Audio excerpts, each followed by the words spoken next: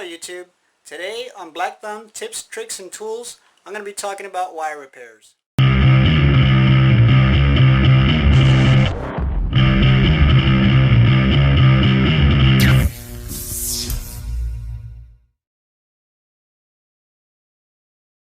So wire repairs are a must. Whether you're working on an old classic car or a late model car, you're going to run into a situation where you got to repair wires. You can't just put wire nuts like you would on house electrical. You can't just twist wires together and tape them up, although some people do. The best way to do that is with a proper wire repair. Let me show you some wire repairs that are commonly used.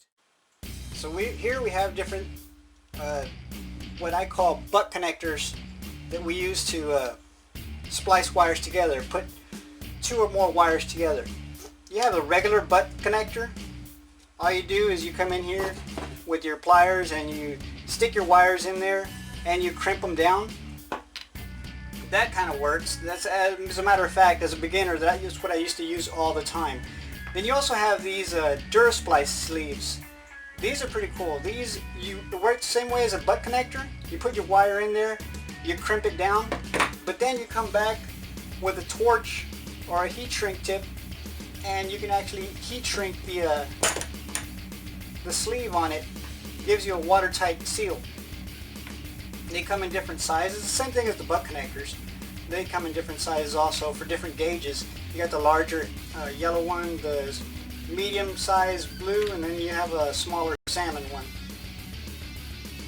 Another way of splicing two or more wires together is with what I call splice clips. Splice clips, you can actually join either two or more wires together. I don't know if you can see this little clip. These are two of them actually. Basically you take your pliers, split them apart, and you have this little metal clip that has a hole in the back of it.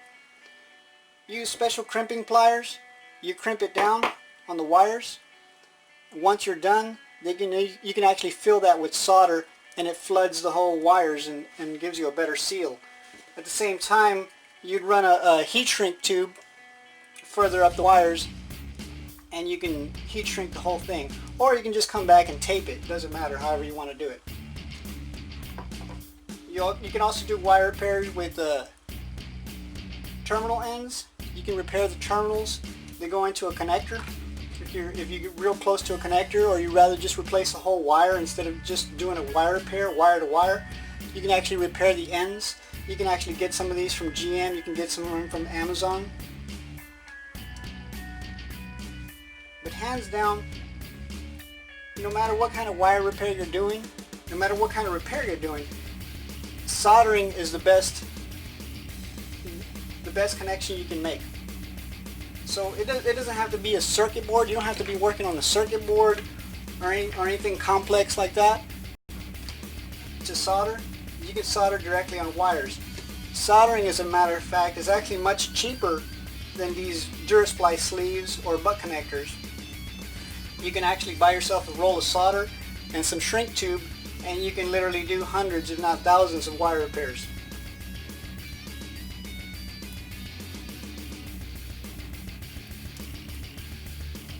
So this is what I got set up. I got this little board here with all these wires, and basically cut them apart, strip the ends, got them ready for wire repairs. I stripped maybe 1/2 inch to 3/8 off of the insulation, that way I can wire repair it. So the first thing you do is you grab a shrink tube, and the shrink tube, you want it to be at least maybe about 1 inch. Slide your shrink tube down.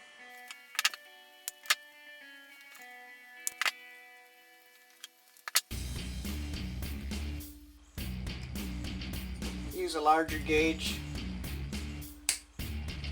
Use a larger shrink tube for the larger gauge wires. Whatever shrink tube you use, you want it to fit kind of loosely on there, because once you start soldering, you're going to create some heat and the shrink tube is going to try to shrink on you. So we're just going to match up these wires, and there's different methods of doing it. Some guys actually clump the wires together. Some guys, another method is you can actually hook them together like so. And then following it with a splice clip to ensure that the wires don't come loose. And that's fine. I've done repairs like that because I had to. That was the protocol. But this is the method that I like doing.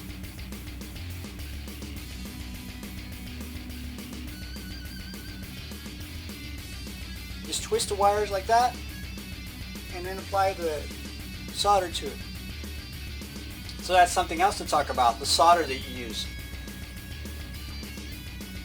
If you go with a thick solder or solder that's not meant for this, solder that's actually meant for plumbing, and those strands are usually really thick, you're going to have a hard time actually getting the solder to flow.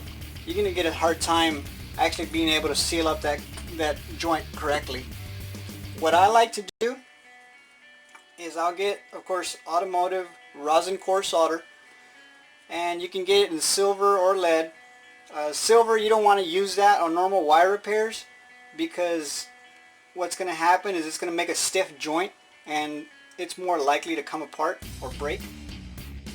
What I'll do is I'll get the smallest diameter solder that I can. That'll make it nearly evaporate whenever it touches the hot wire or the hot soldering iron, and it'll make it flow a whole lot easier. So another tip is your soldering iron. You let that sucker get as hot as it can get. Of course, the hotter it is, the more you want to just hurry up and do your joint and back away from it, especially with smaller wires. The way I test if a soldering iron is hot enough is I'll just touch a little bit of solder to the tip of it, and if it starts pulling and melting right away, then it's ready to go. One safety tip, most of this stuff has lead in it, so you don't want to be inhaling this stuff. You try to stay downwind from it and let it go somewhere else.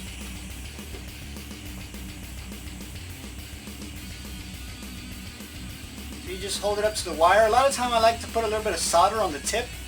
That way it wraps around the wire a whole lot easier. It gets nice and hot. And on the opposite end where the copper is at, you just touch it on there.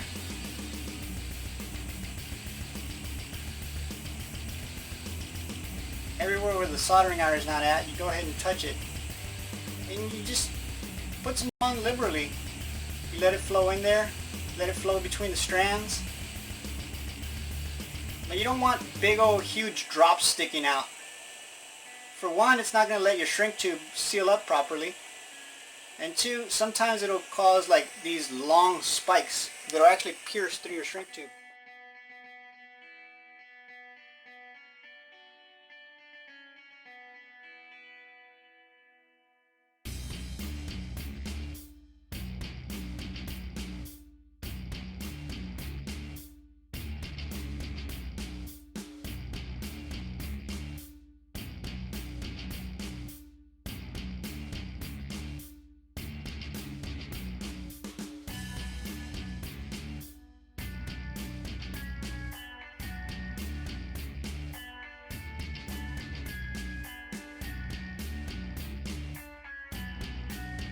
If you've got really heavy gauge wires or you're in a really big hurry, you can actually use a torch to solder.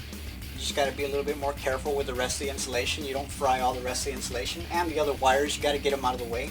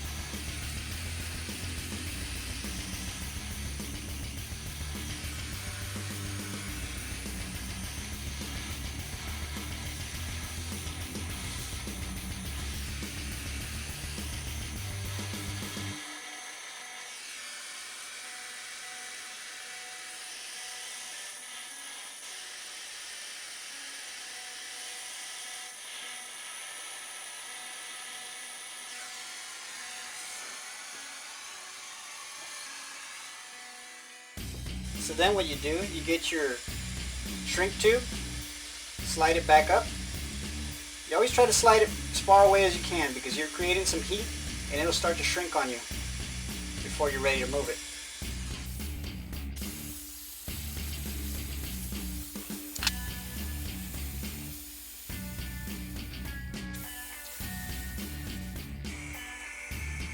Another way to do the shrink tubing is with a special tip for your soldering iron, which most of these torches or soldering irons have, to where you can actually shrink the material without a chance of hurting the insulation.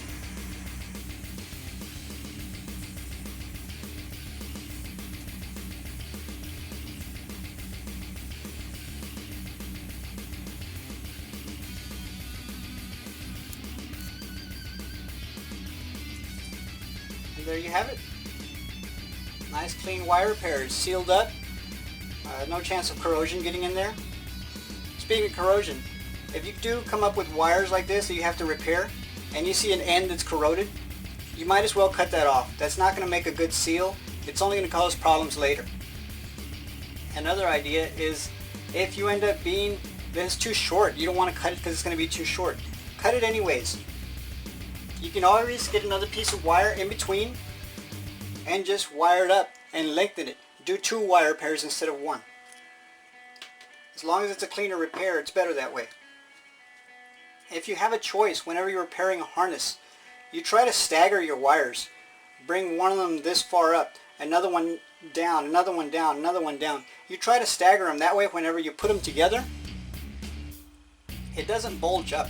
You don't want it all bulged up, and if it was all in the same place, you would have a big old bulge right there. So whenever you tape that up or you put conduit, you have a real big bulge in the middle.